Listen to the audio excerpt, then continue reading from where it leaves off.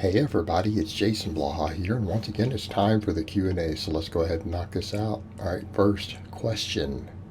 Can you still be overtraining if your lifts are still going up? In your experience, what are some clear signs of overtraining in your athletes? I've got a whole video that'll be coming out probably, my gosh, at this point it might be January, maybe February, that I've already made, going into details on overtraining. Is it possible to even maintain your strength in an overtrained state? 100% impossible. Okay, if you have a 500-pound deadlift and you have reached an overtrained state, there is absolutely no way it's remotely imaginable you're going to pull 450. It is not going to happen. It just can't. How's that for an answer? Usually clear signs that you're easing into overtraining. I was almost in an overtrained state. If you guys remember, if you look down what I have up there, describing what I was doing with max effort 7 days a week, right, with the high volume training. And months into that, I was hitting big PRs, right, hitting pretty big PRs. Okay. Then I started having issues, and also I developed some overuse stuff in my shoulder and stuff later from chin-ups and everything off the back end of all of that. So that's what it took for me to start approaching it. But I was not overtrained yet. Okay, and people need to understand that. Overtraining, you may need to be hospitalized once you reach that state. Right? Sometimes you have to be hospitalized. It's not something you just shrug off and take a couple days off from training and everything's good. It's not. No, you might actually need medical attention. The signs that you're starting to reach that state, 20 to 25% loss in strength. And what I mean by loss in strength, I don't mean that many reps. I don't mean your 10 rep max turns into 7. I mean your 10 rep max of 225 drops down to 135, 155. Okay, your 500-pound deadlift turns into a grindy 400. Your 400-pound squat, you struggle with 315.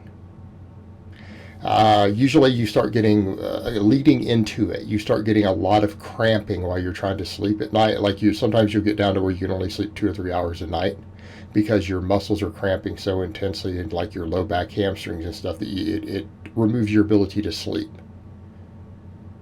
Okay, those are symptoms that we know we're getting into that state, and then that usually pushes you over the edge because we're already reaching that state, and now we can't sleep on top of it. Okay.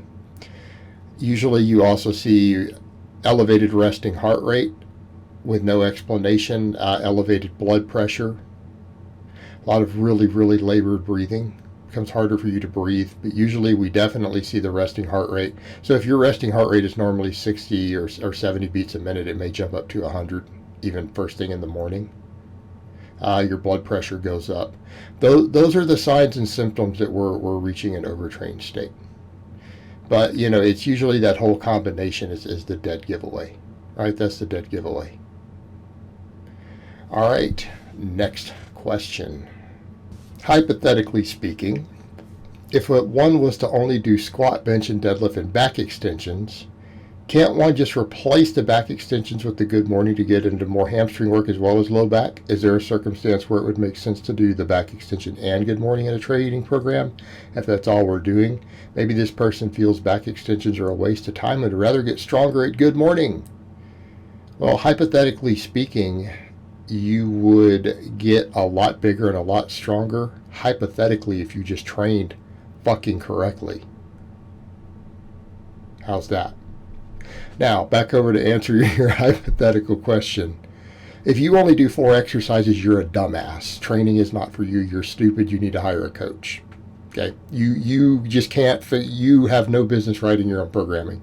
If you think you can only do 5 or even 6 exercises outside of the early novice phase and that you're going to be successful with this. No, you're going to get hurt. Now, my ranting and tough love aside, if I had to pick between one or the other, I'm going to go with the good morning. If you're only going to do one of these two, the good morning is hands down king. All of my lifters do the good morning. Very few of my lifters do a back extension. Why? A lot of them don't have access to it. I have my guys live and die on the good morning. You guys see me living and dying on the good morning. Look how much effort I put into maxing on it, rep work, everything else. Okay, variations. So my lifters do the same thing. The good morning is not just one exercise. That's like saying the squat. Well, there's a lot of squat variations. We can come up with 100 different squat variations easily. Okay. Good morning. A good morning is a squat with less knee bend. Is it a better exercise overall? Yes. Does it make sense to do both? Yeah, someone who needs more work capacity in their erectors, who has, say, an erector weakness, particularly, and they do not have access to a reverse hyperextension. In that case, that person might do some back raises, or back extensions as you call them. I'm going to assume you mean like on a hyperextension. Okay, that's usually what I'm assuming we're talking about. Now, if you're talking about some goofy machine, I don't have time for that. And I'm not saying all machines are bad. Some machines are actually quite good. That's not one of them. Okay. So assuming you have that, it's not a bad idea, especially if you need the extra low back work. Failing that, a lot of my lifters who train at home, we do pull-throughs with bands after their good mornings.